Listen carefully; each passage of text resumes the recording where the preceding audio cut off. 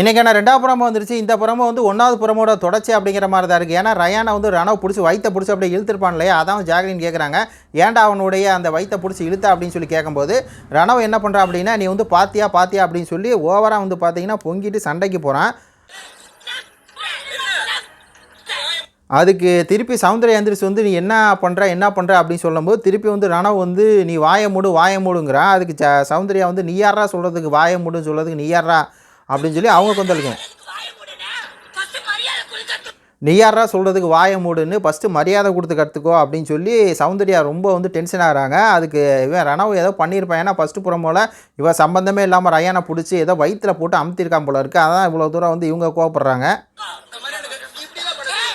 திருப்பி இந்த ரணவ் என்ன பண்ணுறான் அப்படின்னா, சௌந்தர்யா வந்து இப்படி பண்ணுறாங்கல்ல, இப்படியெல்லாம் வந்து எனக்கு பண்ண தெரியாது அப்படின்னு சொல்லி அவன் வாண்டடாக வந்து என்ன பண்ணுறான், சௌந்தர்யா வந்து டார்கெட் பண்ணுறான். அதுக்கு சௌந்தர்யா சொல்கிறாங்க, டேய் நான் அப்படி தான்டா பண்ணுவேன் அப்படின்னு சொல்லி அவங்களும் பண்ணிக்க.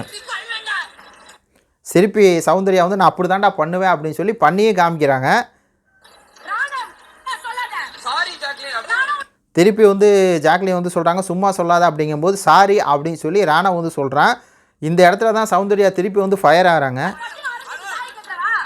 இதில் ஜாக்லின் இன்னொரு கேள்வியும் கேட்குறாங்க, நான் பட்டுன்னு அரைஞ்சிட்டு நான் வந்து சாரி கேட்கவா அப்படின்னு சொல்லி அவங்க திருப்பி வேறு லெவலில் வந்து இது பண்ணுறாங்க. திருப்பி சௌந்தர்யா வந்து சாரி பூரி உன்னோட சாரியை வந்து ஏற்றுக்க முடியாரா அப்படின்னு சொல்லி இந்த ப்ரோமோ வந்து பார்த்திங்கன்னா அவ்வளோ ஃபயராக வந்து போயிட்டுருக்கு. சௌந்தர்யா இறங்கி மாஸ் பண்ணிட்டாங்க. இதில் ரணவு தான் வந்து ஏதோ தப்பு பண்ணியிருக்கான். அதுவும் வந்து ரயானை பிடிச்சி வயிற்ற பிடிச்சி அமுத்திரம் போல இருக்குது. அதை கேட்டால் அதுக்கு வந்து திமிர்த்தனமாக வந்து நீ முடி அப்படி பண்ணுற அப்படின்னு சொல்லி வாண்டடாக வந்து சௌந்தர்யா வந்து பேசி ஜாக்லின் பேசினா வந்து சாரி அப்படிங்கன்னா ஜாக்லின் வந்து அப்போ அரைஞ்சிட்டு சாரி கேட்டால் அது வந்து சரியாடா அப்படிங்கிற மாதிரி ஒரு சண்டை வந்து போயிட்டுருக்கு. லைவில் பார்த்துட்டு என்ன நடக்குது அப்படின்னு சொல்லி சொல்கிறேன். உங்கள் கருத்துக்களை சொல்லுங்கள். நன்றி, வணக்கம்.